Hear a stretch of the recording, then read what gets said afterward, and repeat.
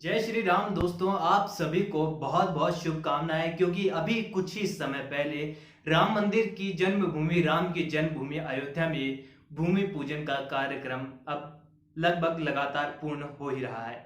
काफी शुभ घड़ी है सभी राम भक्तों के लिए, क्योंकि ऐसे अवसर शायद बार बार नहीं आते। और एक बात कहें कि नए अध्याय की शुरुआत है तो ये भी गलत नहीं होगा।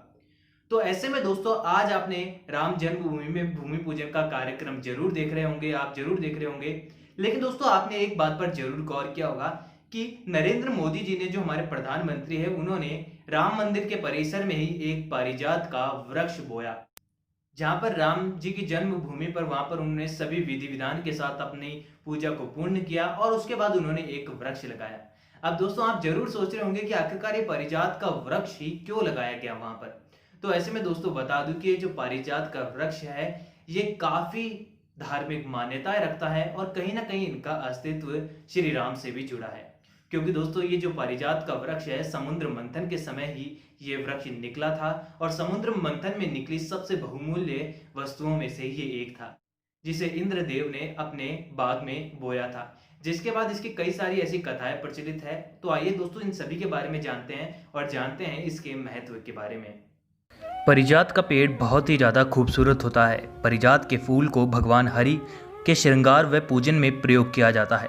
इसकी कई विशेष मान्यताएं हैं। इस मनमोहक और सुगंधित पुष्प को हरि श्रृंगार के नाम से भी जाना जाता है। हिंदू धर्म में इस वृक्ष का बहुत अधिक महत्व है। ऐसे भी मान्यता है कि पारिजात को छूने मात्र से ही व्यक्ति की सारी थकान और वहीं पे उनके सारे रोग दूर हो जाते हैं। पारिजात का पेड़ बहुत खूबसूरत होता है। पारिजात के पेड़ में कई ऐसे विशेष गुण पाए जाते हैं, कई औषधीय गुण भी पाए जाते हैं।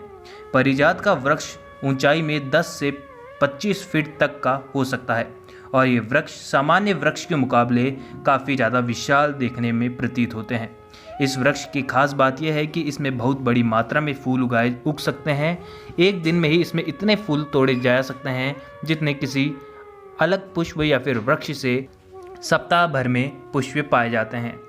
साथ ही इसकी एक विशेषता यह है कि इसमें रात में भी फूल खिलता है, जो कि सामान्यतः बहुत कम पौधों में ही ये गुण पाया जाता है और सुबह होते ही सारे फूल अपने आप ही झड़ जाते हैं।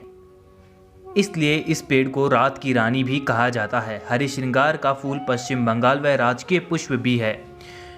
दुनिया भर में इसकी सिर्फ 5 प्रजातियां पाई जाती है।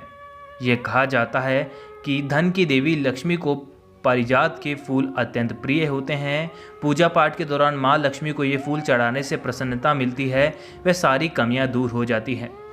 माना जाता है कि समुद्र मंथन के समय पारिजात के पेड़ की उत्पत्ति हुई थी, जिसे इंद्र ने अपनी वाटिका में लगाया था और अज्ञातवास के दौरान माता कुंती ने पारिजात पुष्प के इस्तेमाल से शिव की पूजा की थी और वहीं से उन्हें शिव का आशीर्वाद भी प्राप्त हुआ।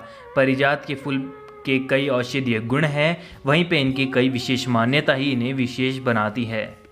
तो दोस्तों, आपने जाना कि कैसे पारिजात का वृक्ष कितनी धार्मिक मान्यताएं रखता है। और शायद आपकी कंफ्यूजन भी दूर हो गई होंगी कि आखिरकार नरेंद्र मोदी जी ने इसी पेड़ को ही क्यों चुना, क्योंकि ये काफी ज्यादा विशालकाय होता है और वहीं पे इसके पुष्प के बारे में भी आपने कई सारी विशेषताएं जानी।